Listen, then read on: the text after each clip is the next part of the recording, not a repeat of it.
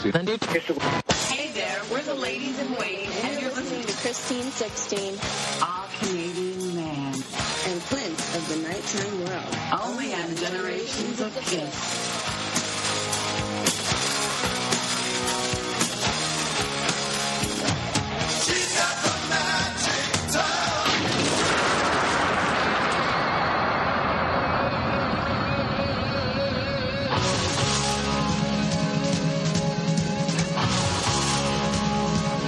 What's up, Kiss fans? This is Clint of the Nighttime World coming at you live with Christine 16, also with All Canadian Men. And this is Generations of Kiss. Hey Kiss Army, what's up? This is All Canadian Man, and today is our 4th episode with Christine 16 and Clint of the Nighttime World. Today we're discussing Destroyer, the original. Enjoy.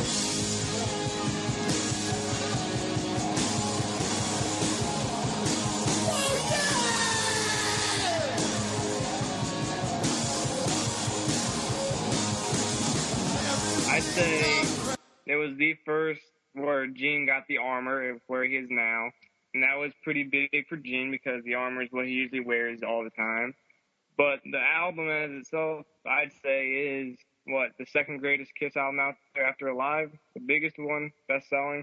I know it's one of the biggest selling heavy metal albums out there. I'm not for sure about Kiss one, but I know it's in the top 5. It's probably their most iconic, this and Alive. It's probably Even if you're not a Kiss fan, you probably know about this album, at least the cover. Yeah, because Detroit Rock City's off it because that's one of the biggest heavy metal songs of all time. First, when people are gonna say, when you say, yeah, Kiss, they're gonna think Destroyer, and they're gonna think the album as the front, like the cover. Who doesn't know that album cover? It's iconic to everyone. Everybody in the heavy metal world. It is one of I was reading a book yesterday, it was Painted Black or something, and it was talking about the biggest selling metal albums in the early ages, and that happened to be one of the early ones. I think it was right after Alice Cooper's $1 Billion Babies. For Clint of the Nighttime World, I think when I first started listening to Kiss, I was about 7 or 8. And the first 3 albums I can really remember being aware of were Double Platinum, Psycho Circus, and Destroyer. So obviously Destroyer was the first original album that I listened to. Let me just tell you something. Bob Ezrin, love him. Bob Ezrin, one of the greatest producers of all time, I gotta say. This album was a big change. I think the whole point of Destroyer was, since they did, pretty much the first 3 albums didn't do that well, except for the diehard fans. Alive was their big breakthrough. So I think the point of Destroyer was to do a live kind of feeling album, but actually a studio album. Do you know what I mean? Yeah. Like they were going to go back and do a studio album, but it had to have a bigger feeling than their last 3 studio albums. Yeah, they really kicked it up a notch with Destroyer. Yeah, it definitely helped to have a producer like Bob Ezrin coming. If Bob Ezrin wasn't producing this, do you think it would have went as far? Or? It wouldn't definitely not have been like this. This is a different kind of Kiss album. All right, so you put Destroyer into your CD player or on your record player, and the first minute, I'd say, is Gene playing around on a radio. Actually, it's not Gene. I heard on, I think it was KST. KFC. KST, not KFC. That's some good chicken, boy. That's some good-ass chicken. Yes, Kiss 3 Science Theater. They said that was actually Bob Ezrin talking. Yeah. So pretty much Bob Ezrin was a clone of Gene Simmons. He talked like this, and no tone to his voice at all. I gotta say, the first minute and the excitement of going through the radio and then finding Detroit Rock City, that's such a great explanation because that's just you in your car late at night flipping through the station, and what better song is it to be fucked up and driving to, It's clearly a fast driving song, but it's clearly a song you listen to as you crash your car. It's clearly a song you're going 30, 40 miles over the speed limit and cranking it up as loud as it can be. It's a song you're cranking up after you get out of the Kiss concert and you're driving straight out of there onto that highway, dude. as far as Destroyer altogether, not one of my favorite albums for Peter. No. Why do you say that? I don't think I think his drumming's better on Dress to Kill. Do you think his drumming was too simple? Oh, on Destroyer? Yeah. Yeah, I don't think there's a lot of fills going on this album. Do you feel it was just a backup kind of thing just to have the beat going? I feel it's definitely just keep the beat going. I think the drums are the best. The drums are the best on Detroit Rock City, God of Thunder, King of the Nighttime World, and Beth. what? The drums are excellent on Beth. Phenomenal on Beth. Fucking love them. I just wish they didn't put them on mute. But I still love you, Peter. Love you. Well, Detroit Rock City went pretty far. They even made a movie off of it, you know? You know, it's awesome. I watched a lot. Yeah, I gotta say, it's one of my favorite flicks. Between that and Dazed and Confused. But if you love Dazed and Confused, you're obviously gonna love Detroit Rock City. Oh, come on. But I gotta say, I remember, Jam's mom going downstairs and putting the record player on, and then I Stole Your Love came on, and she thought it was the devil's music. Oh, you can't have that. That's the first scene, but it's one of the most memorable because of how awesome it was, you know? But it's how they really felt about Kiss in the 70s. They always thought it was, it's the devil's music. They're abusing our daughters, you know, that they're taking our daughters for sex, you know, that they shouldn't be doing that. They're worshiping Satan. You know, you can't even look at their faces anymore because of how negative these people are. Yeah, they weren't devil worshipping, but they were going after their daughters. All they were want going is after their daughters. Listen to all After the daughters, too. After the daughters. My dad wasn't allowed to see Kiss back in the 70s because my grandma thought they were devil worshippers.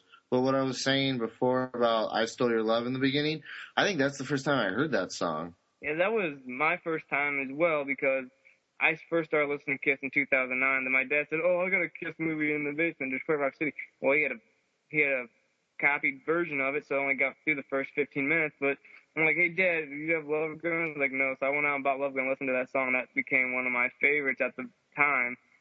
But Detroit Rock City it's a phenomenal movie. Yeah, I wish they'd do, I wish they'd do something else like it. It's just awesome. I love how Jam and Beth met up at the end, and they both had huge crushes for each other before they were even their age they were now. I just like how it seemed to work out for everyone at the end. I just lost my virginity in a confession booth. Oh, hell, mercy. And how they beat each other up to get into the Kiss concert. Oh yeah, I mean, I always tell people I'd do that if I had to, if that's what it was going to take. I'd kick someone's ass and have someone kick my ass in return. And yeah, the whole scene of him walking into the church, playing Highway to Hell, I thought that was pretty phenomenal. But did you guys know Highway to Hell came out in '79? Yeah. Where did you hear that? I researched that myself because I saw the year of Highway to Hell was '79. I'm going, well, this was played in Detroit Rock City. In Detroit Rock City, it actually takes place in '76. 78. 78. So yeah, there was a year difference between the two. I think they should have made it 76, not 78 or 77. Whatever it was. No, I mean it was 1978, but I think it should have been earlier. But I guess they did that to make a point of saying how every year they never seem to get to see them. So that was and the joke was that when Christine, referring to Christine 16, is saying, disco's so big right now, it wouldn't surprise me if Kiss did a disco album. And then they're all like, that's one thing Kiss would never do is some shitty bullshit disco album. And then a year later, what do they do? Some shitty bullshit disco album. Hey, dude. Whoa, buddy. Whoa, dude, Joseph, what are you saying, dude? Hang up, dude. Whoa, calm it down, dude. That's one of the greatest Kiss albums of all time, dude. Yeah. It's I didn't so mean underrated. it. I didn't mean it. Have we covered Detroit Rock City fully? You guys feel like you got all your thoughts out on it? The solo is amazing when you hear it. Yeah, the solo's great when they solo together. Yeah. And then the dun-dun, then when they, on the modern tours when they pause at the end. That's pretty cool. Well, actually, going back to before they do that solo, that little jam they do, I'm pretty sure they took that out on Double Platinum. One of the many reasons I don't like Double Platinum. I just don't. Well, I don't like what they did to any of those songs. Double Platinum was a fucking waste of time.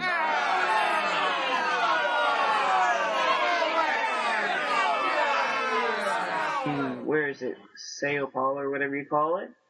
Or Argentina. The crowd actually sings along to the solo, which is pretty cool. Yeah, that's cool. I love Detroit Rock City live. They did it live on this last tour of the tour. But I gotta say, second best opener they've ever used. I think my favorite openers out of the 4 times I saw them were Deuce and Day Delilah has to be number 1. Oh, you like Modern Day Delilah as the opener? I love Modern Day Delilah as the opener. They didn't do anything off Sonic Boom, their previous tour. Yeah. But again, their previous tour was really rushed, and it was too planned out, you know. I say the best opener for Kiss was probably I Stole Your Love. Yeah, I would love to hear that in any part of the show. That's one of the songs I'd like to hear. Detroit Rock City. The drums are awesome. One of the better songs for Peter on that album. He sounded like he really had. This song went to another level. It definitely felt like a well-produced rock song. It was stepping up, and yeah, it stepped up from all the even when they did Rock and Roll All Night, they didn't have the big production yet, and that's why the live version is even better because it's got the solo too. Yes, especially the new tour when new costumes, Paul with his feathers. I gotta say that's very lovable when they come out over the drums with that. Have you guys ever seen it behind the stage of what really happens when they go up? It actually is behind the drum set lower as it pulls it up, and it's like it arches over the drums. I liked how they came out during 2010. I thought that was the coolest. They came out from like underground, they came up, and then they came back down. In this last tour, they just came down. I liked how they came out that way because when I first saw them in 2009, they were just on the stage. 2010, they came out on like that thing and like shot up and went upward from underground, and then it went back down. And then 2011, they were just on the stage because it was a smaller tour, it was a smaller show. Gene didn't fly up, Paul didn't fly over, I don't think. And then this last tour, they just came down. It was still cool though. Every time I see Detroit Rock City live, I still feel like that's Ace playing that solo. Yeah. I'm so strong that's Ace's moment, but I know it's Tommy, but it just feels like Ace, you know? It brings that vibe that Ace is there. Mm-hmm. I just want to hear King of the Nighttime World right after. There's no doubt that King of the Nighttime World always has to, if it's going to be played, play it after Detroit Rock City. Definitely. Only after Detroit Rock City. Yeah. Or don't play it at all. It's like a 2-part song, I feel. Yeah. It's like from Sgt. Pepper's. It's like, Sgt. Pepper's Lonely Hearts Club Band leading into With a Little Help from My Friends. Or another example, Stone Sour's new album had the 2-part song, Gone Surviving, and Absolute Zero. There you go. More you know. All right. King of the Nighttime World. 5 stars. Mm-hmm. Yeah. Another good song for Peter. Love just the pounding of the snare. It's awesome. Love it. I can just see Peter now. His little head shaking. Chewing his bubble gum. Yeah, chewing his bubble gum. I want to pat him on the head. Little Peter, little snare. Just a snare. Little cat man. Oh, God. But, yeah, King of the Nighttime World. I got to say, who wrote that song? But I think not Paul, not any of them. Bob Ezrin and somebody else. Maybe Paul. Paul might have been part of it, but it wasn't all him. Definitely Bob Ezrin, and I think an outside writer. I got to say, Paul's lyrics on it is very strong, and it's really sweet.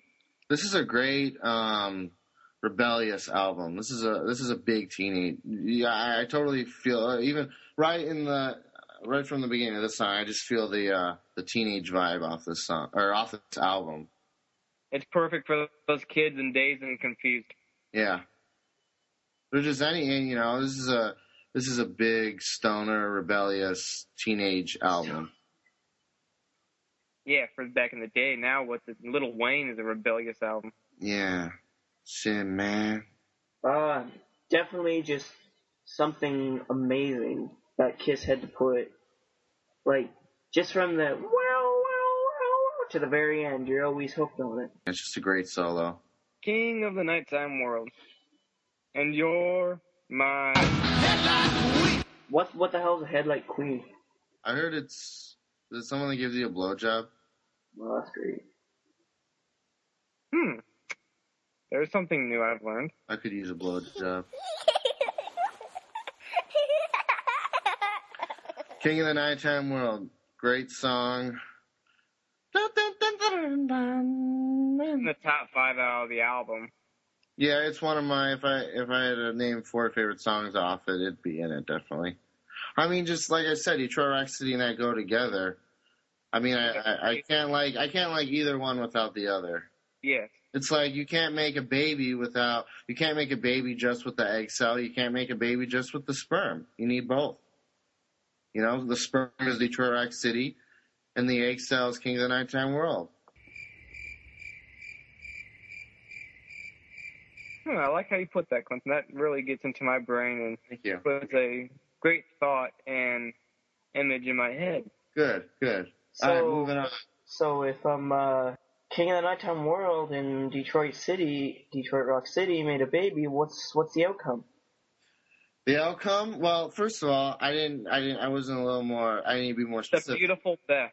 They made a baby on Olympus, and they had it raised by the demons, and it was the God of Thunder.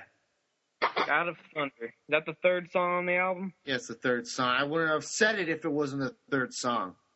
I'm sorry, I'm not looking at the tracks right now. Way better the demo. Oh, the demo's awesome. I have the demo on my voicemail. Did you guys notice? I've noticed that, but I gotta say, Peter's drumming is more intense on it, and it sounds a lot more hardcore as I like it. Yeah, the God of Thunder demo sounds like it could have been on Dress to Kill. I gotta say, they should have stuck with the demo because I love how much more snare was on it. It was more complex, and it sounded a lot more better. Then when you have Paul doing the backing vocals, it sounds very, very great. So you'd still want Paul to sing it, or would you like everything? Would you want the demo version except for Paul singing it? Would you want Gene singing it? I'm talking about the demo version with Gene singing on the vocals and Paul singing the backup vocals. I never heard the demo where Gene sings it. I've heard the demo where Paul sings it. What demo are you listening to? What demo am I listening to? Oh, I've heard that one. I think I have one with Gene on it. I don't know if it's bootlegged or not, but I have one somewhere. Okay.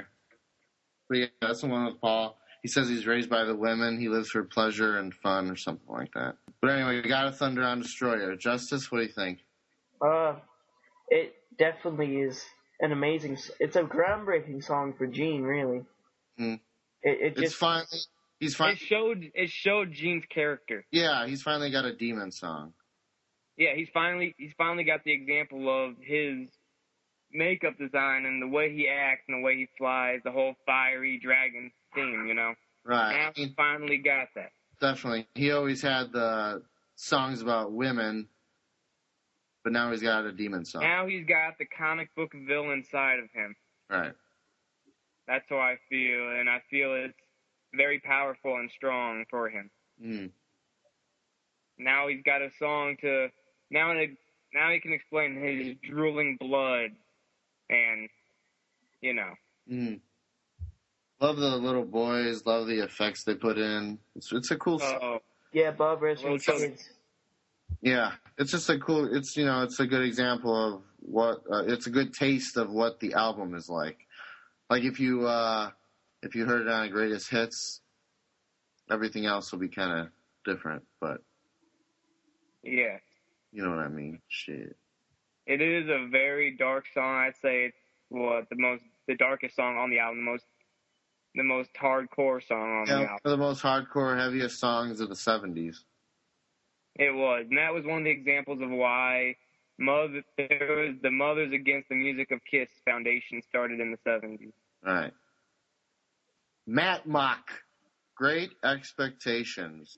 My thoughts on it is that every member should have sung on it. I gotta say it's great because, sex. It has sex written all over it. Yeah. It reminds me of a Beatles song. That's why I like it. You see what my fingers can do. My music drives you wild. But the symphony version was a lot better when they got the whole children's choir out there dressed up in the makeup to come out and finish off the symphony concert with them singing on it. It was really, it was a wonderful performance with the symphony and everything. It just really set up nice. It's a symphony song, you know. It's how slow and mellow it is. It's perfect how that worked out. I think Black Diamond is also a very great symphony song. Don't get me wrong. Like on Kiss My Ass, the one band that played it, Yokoshi or something like that, they played it off pretty well. But even on Symphony, Black Diamond sound really great. I love it on Symphony. Flaming Youth. Flaming Youth. It's definitely, it's a song that just says, we're Kiss and this is what we are. Like, this is what we're about. Yeah, but Crazy Nice explained it a lot better. But yeah, Flaming Youth does explain that pretty well. I think Flaming Youth is more about the fans that listen to it. It's another song that's kind of continuing off what King of the Nighttime World is about. They might have actually been able to make King of the Nighttime World and Flaming Youth a two-part song. Yeah. They sound pretty similar. I mean, not exactly the same, but they have a close sound to where it could have been a two-parter song. Mm. I do gotta say that that would have been cool if they would have done that. But I'm still happy with the way the album turned out to where it is today. And what's that instrument they have on it? Is it like a keyboard or, you know, the one at the end? You hear that at the end? What is that? Is it organ? For all you Kiss fans out there, if you ever learn what instrument that is, please let us know. Because none of us know. Because none of us know. But Flaming Youth set the world on fire. This is one of the deep cuts I knew right away since I had Destroyer. I remember my dad brought me a copy. Yeah, this was one of my favorite songs for a while. I'd like to hear it live. It'd be fun. Moving on to Sweet Pain. Sweet Pain.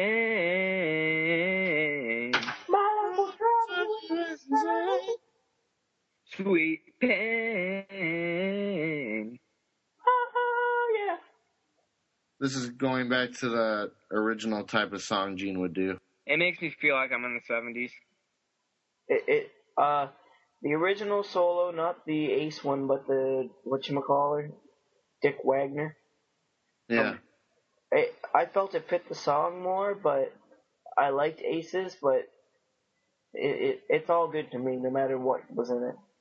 Actually, on Destroyer Resurrected, I love that solo the best now. I personally, Destroyer is just an old friend now, because I listen to Destroyer Resurrected all the time now. I just like it better. It's just... I gotta say the album worked a lot better from the start. Just looking at the album itself, it looks better. What, the album cover? Yeah. Yeah, I love that too. You know, they say they didn't have the background. They changed the background with like the buildings burning because it was too violent. I don't understand how that's violent. Even for back then, it's not that violent. Yeah. It makes it look like terrorism. It doesn't make any difference to me. It doesn't look that much different than what they ended up with either. It doesn't well, really... people thought it was violent. No one would buy their albums, you know? No. It's a cartoon, too. Come on. Yeah, but parents aren't going to allow their kids to purchase. I'm saying, though, what they went with is not, you know, I don't know. But, no, it's cool to see them in their live costumes on the cover. And everyone looks about the same except Ace. Ace's face is different. And I heard somewhere that Ace is holding 4 fingers up, meaning it's the 4th studio album. I've never paid attention to that, but I've never heard that. Where have you heard that at? Might have been Podcast. I have to check that out. I never knew that. Was that on the original album cover, or was it on the Resurrected? It's on both. Oh, I gotta check that out. I've never paid attention. I would have never thought of that. Yeah. Yep, it's used in concert. Like, you all know that this album, Peter got rewarded in basically blow for this album, right? Yeah, from Bob Ezrin. Yeah. Well, apparently, I forget if it was Paul, like both of them, but Paul and Gene, one of them wore like a Coke spoon around their neck and the other one wore a razor blade. So it was all like really, I find that there's a lot of hints about drugs in this album. Well, it's like the first and only song that Paul mentions smoking in Detroit Rock City. First I drink, then I smoke. I love that line. Because when I saw them last, I did exactly what that line said. I drank, and then I smoked, and it was awesome. But anyway, Sweet Pain. I like the new... What's weird is, does anyone know about this new solo? Because it doesn't even sound like a newer version of the old solo. But I feel you have to be paying attention, like straight attention to the album to feel it. What do you mean? When I first listened to it, it was just playing while I was in the room, and I wasn't paying attention. I did not tell the difference until I actually sat down and listened to find that solo. That's what I'm saying. I can tell the difference.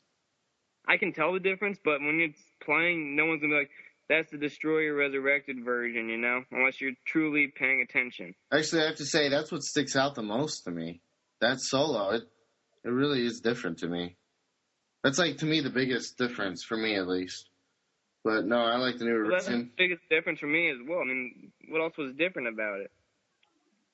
Everything's just everything's louder, crisper. Like, Do You Love Me? The drums. It's beefier. The drums in King of the Nighttime World. I notice, I think, and shout it out loud at the end when Paul's like, yeah! Like at the end of it, it's like a couple seconds shorter. I also noticed in Detroit Rock City, at the end, close to the end of the song, when he's like, I'm gonna die. Why? Bob Ezrin added a new effect when he says why. Go back and listen to it. It's definitely different. I'll check that out. But even just by like clicking on an original song off Destroyer and then clicking on one on Resurrected, you can tell it's louder. Not even by turning up the volume on anything you're listening to. Like just go on, on your, if you have both on iTunes, click on King of the Nighttime World off Destroyer, pause it, click on King of the Nighttime World on Resurrected. It'll sound louder, even without adjusting your volume. All right, I'll check that out. Yeah. Justice? I love the Resurrected version, I really do. I do like how they called, Rock and Roll Party, because it was just called the outro in the original Destroyer. It's kind of cool that they call it Rock and Roll Party now. Yeah. Because he does say, a rock and roll party! I agree with you on that 100%. Okay. Moving on. Shout It Out Loud. You both hate this song. Am I right or wrong? Yes, I do. I never got into it. I do not understand why it's such a big Kiss song. I never thought it sounded great from the beginning at all, but that's just my honest opinion. But it'd be weird to see them in concert and not have them play it. Justice? It's definitely a concert song. It's a lot better at a concert than listening to it, like, at your record store or just, it's a concert song. I love this song. Concert or just on the album. This song never gets old. Like, Rock and Roll Night gets old, but this song for me never gets old. I love hearing the song. It was great to hear it at the beginning of their concert on this previous tour, because usually it's at the end, like on the encore, but this was the second song, and it was great to hear. Love the solo. Always love the solo. It makes me go nuts. I like how Paul sings a verse, then Gene, then Paul. I love how they switch off. I like it so much. It's one of those songs where I wish it could be a little longer, just so I could get a little more from it. But love the lyrics. I feel like this song continues off from Flaming Youth, about being a teenager, being rebellious, not caring what older people say, Don't let them tell you that there's too much noise. They're too old to really they're too old to understand. It's a great lyric. I do love the vibes that do come off of the song, though. It is a Kiss song, and it just brings the best out of the people at the concert. Mm-hmm. Next song is Wait. That was awesome when they put it in the movie Detroit Rock City. Yeah. When they're in the car right after they break jam out of a church school. Yeah, that was so cool. And they're all screaming it. And eat pizza. Yeah. Yeah, and your belt buckle says rock and roll, but your breast says pepperoni, baby. I love when they're smoking that joint. She's like, man, can I get a hit of that? Some kick-ass shit. Probably the best part in the whole Detroit Rock City movie, for me, is when they put the makeup on the friggin' disco people that were in the caravan. The Stellas. The Guidos. The Guidos and Stellas, yeah. Yeah. Dude, alright, this is about pizza. Can you, leave Kiss out? I love how when he throws that 8-track, there just happened to be a huge fire truck that went by. It wasn't a fire truck, it was a semi, wasn't it? I think it was a fire truck.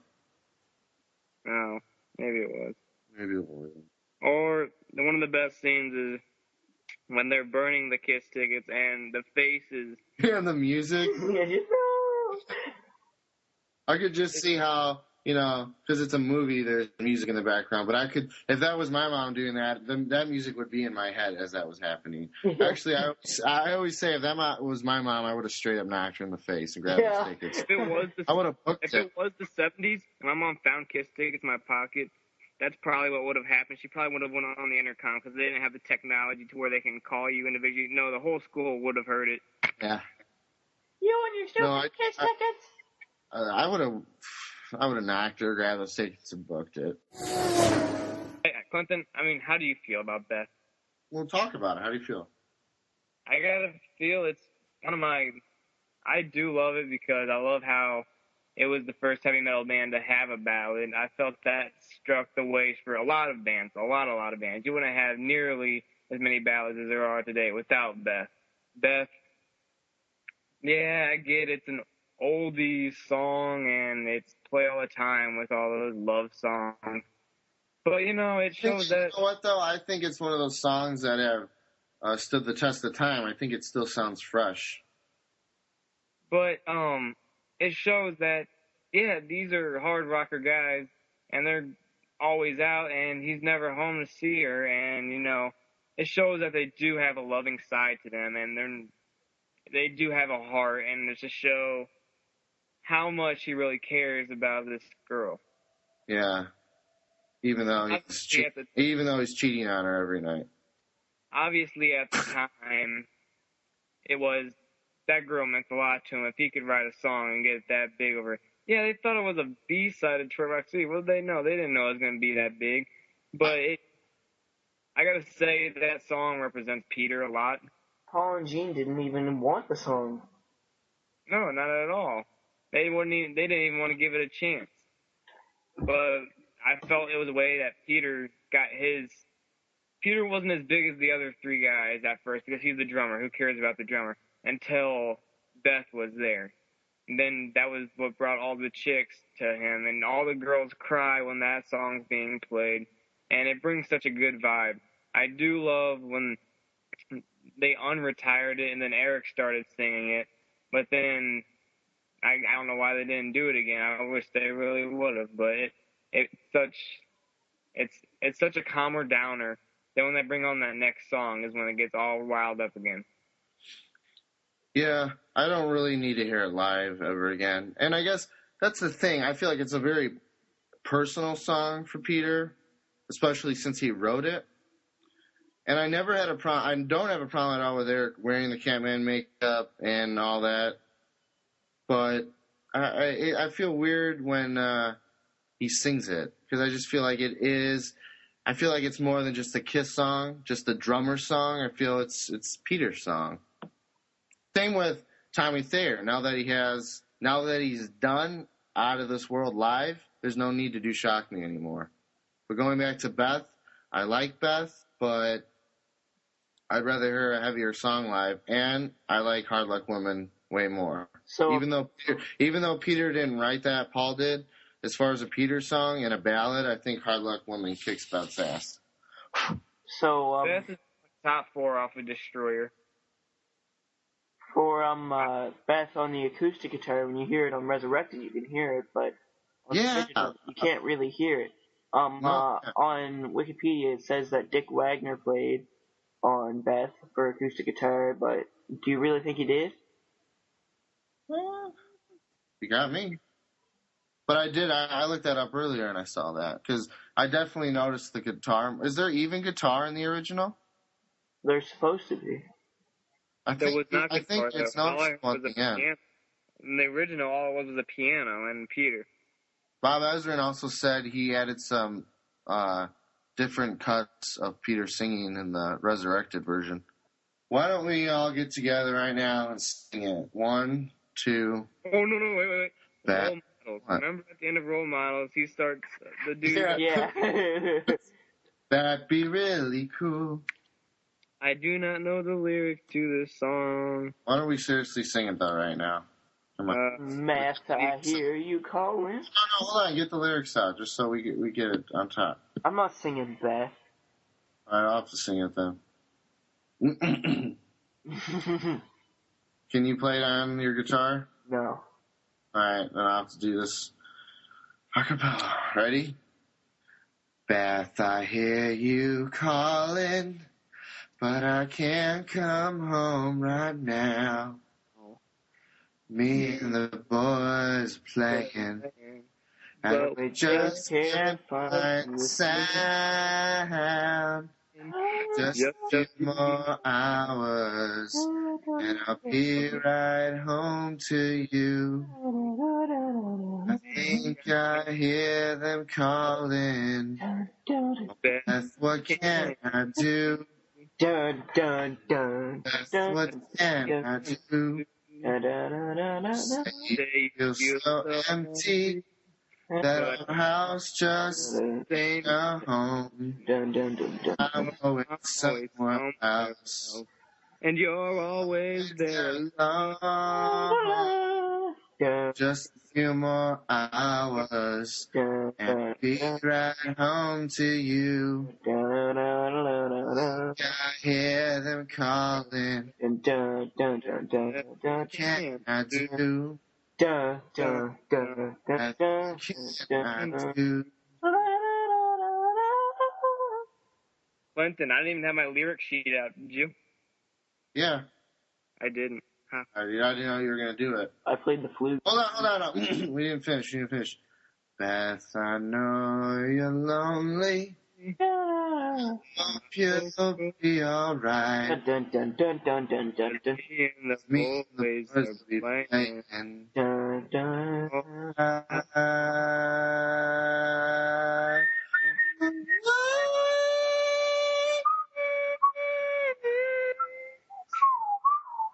that was good. That's a wrap. I was whistling. So I'll put this on our new album.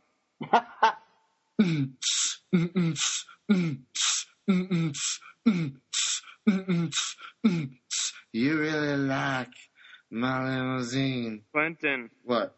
you like my new picture? No, I don't see any picture. The one of me, like, smiling? Yeah, you asked me that.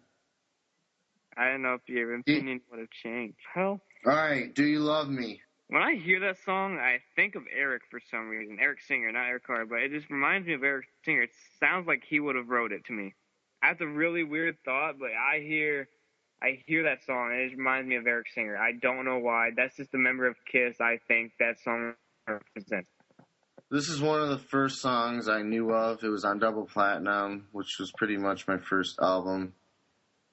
And I did have Destroyer, and I've always loved this song. I love it live. I love how they do a little thing at the end with it. Tommy and Paul. It's a good upbeat song. It's a good way to end the album. I just wish that it would have somehow faded into kind of like how Detroit Rock City goes into King of the Nighttime World. I wish they would have done this going into Rock and Roll Party. I just feel like it ends and then Rock and Roll Party just kind of starts, and I think it would have been better if it just went into it. You guys know what I'm saying? Yeah, I know what you're saying, Clint. Do You Love Me is an amazing song live, especially unplugged. It isn't my cup of tea, but I told you my thoughts on it, and it reminds me of Eric Singer. It's really too sugar-coated for me. I felt I don't know. It's not cool. It's a great song, but this is an example of how I thought the Peter's drumming was just about keeping the beat. I feel like this song could have had some really cool fills, and there's just nothing, really. You get what I'm saying about Peter on this album? I do. I feel you feel that he was just there keeping the beat. He wasn't adding anything more to it. Yeah. And it's funny, is one of these podcasts I had listened to one time, they were saying how this is some of his best drumming, which I disagree. I'm sure he worked his ass off with Bob Ezrin, but like I said in our last episode with Dress to Kill, and like what Matt Porter said, they were working their asses off. They were giving it all they got. I don't know if it's the style of the songs. It could be that. I just feel like Peter, I don't know if it was up to him, but I feel like he could have put more substance with his drumming into these songs. And I do love that you share your own opinion on these kind of things. Thank you. Because everybody seems to like to always never argue. Yeah, everybody likes to just always say Kiss is so great, but I'm not gonna sugar. I'll be honest, on the songs that everyone thinks are great, I don't really think they're all that great. Like the Do You Love Me, I didn't think that was great. Shout it out loud. I mean, there's a bunch of Kiss fans that are gonna argue with me by saying that. I know that, but I'm just telling you how I feel about them. You know? Mm-hmm.